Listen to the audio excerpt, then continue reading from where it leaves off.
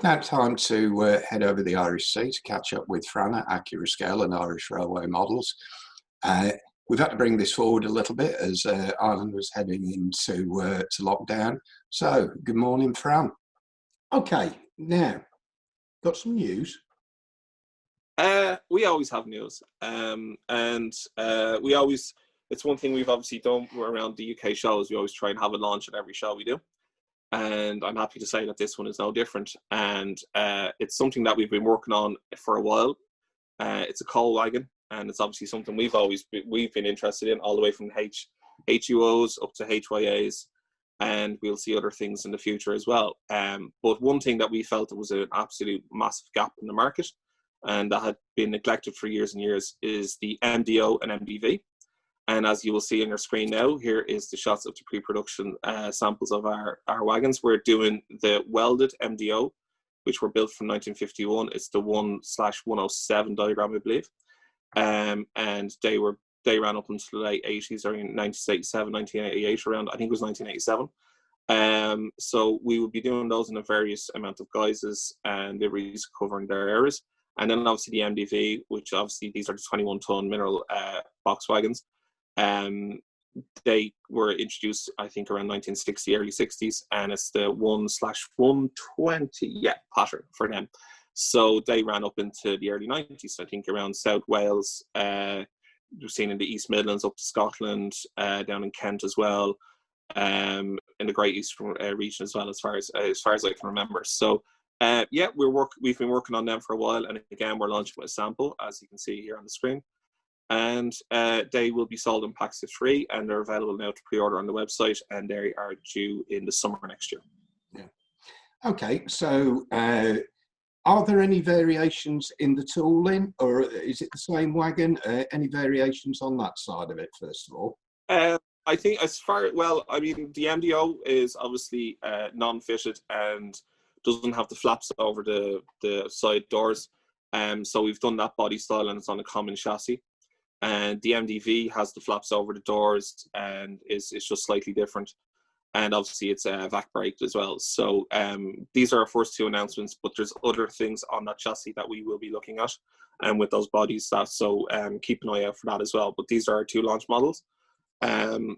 So yeah, and watch this space on any other variations on them. But the patterns themselves tend to be quite standard as far as I can remember. And these cover, I think the MDO covers 1,500 wagons, and then the MDV over 3,000. And it's got nice liveries like bauxite and stuff like that as well. So will look great behind peaks, class 20s, mixed with other wagons, random block trains, all that kind of good stuff as well. So it's something we haven't gone that far back with models, even though we're working on stuff at the moment, but it'll complement the HUOs very well, and Semflows and stuff like that as well. Yeah. Oh, I mean, it just shouts, obviously, 1960s, 1970s, absolutely. You're going to have a load of those. So, obviously, in your sets of 3, that there's going to be different numbers, slight decoration differences between wagons, and then obviously, sort of like you've got pre-tops and then tops eras, I assume, that are going to be in some of the box sets. Correct. We are doing sets with 3 as per usual. We will be doing pre-tops, and then different brandings within that, and then tops in both MDO and MDV. And obviously we will do bundle deals then on that as well. So all that information is on the website. So yeah, as we like to, all our wagons, multiple running numbers, save you having to get out the renumbering sheet, and it helps you build a nice rake of wagons as well, because the random block trains, as well as mixed goods trains, and mixed with other coal wagons like 16-ton minerals, or 21-ton hoppers, or 24-ton hoppers, or MEOs and stuff like that, which I believe TMC are doing. So lots of variation. So you can buy a couple of packs to mix them in your coal train, or you can build block trains with them as well. Yeah. So they're a nice handy wagon. They're a real missing link with BR era, as you said, anywhere from 1950s with the MDO, 60s with the MDV and the MDO, and then all the way up to the early 90s, around 92, I think, was the last MDVs. Yeah, it's something, I mean, I've got to be honest, I mean, it slightly jars with me sometimes when I'm looking at a great layout, that's got a full-length train, and they're all 16-ton minerals. There's no variety in there at all, because I mean there were so many trains that were just a hodgepodge, as you say, 24.5 tonners, 21 tonners, and 16 tonners in there. Yeah, and I suppose it's a part of the market that's been somewhat left behind them until the last few years. Obviously, our HUO came out and that brought something a bit different, and that was really well received. And then obviously there's an MEO coming, and the 24-ton box open wagon, and obviously the 16-ton mineral has been around for a long time now as well, and obviously hugely popular and was a hugely widespread wagon. So this is just to add another element to that as well, and there's obviously further gaps that need to be filled. And I know we might be looking at some of those other models, and I know other companies, I'm sure, are looking at them as well. But we just feel that this is a next logical step with the MDO and MDV.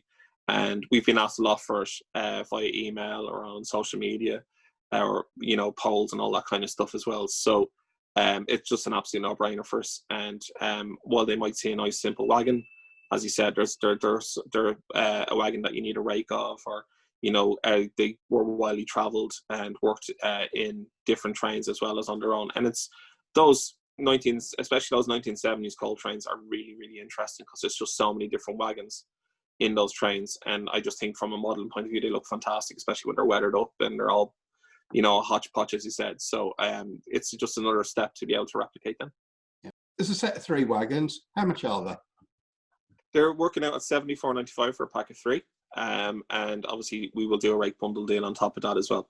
So I think they're going to find favour with a lot of people on layouts, as we discussed, with anywhere from 1950 with the MDO all the way up to the early 90s beyond Class 37s, Peaks, 20s, variety of steam locomotives across all different regions from Scotland down to Kent, so South Wales, etc. So yeah, they're going to be really interesting, and I hopefully a very popular wagon.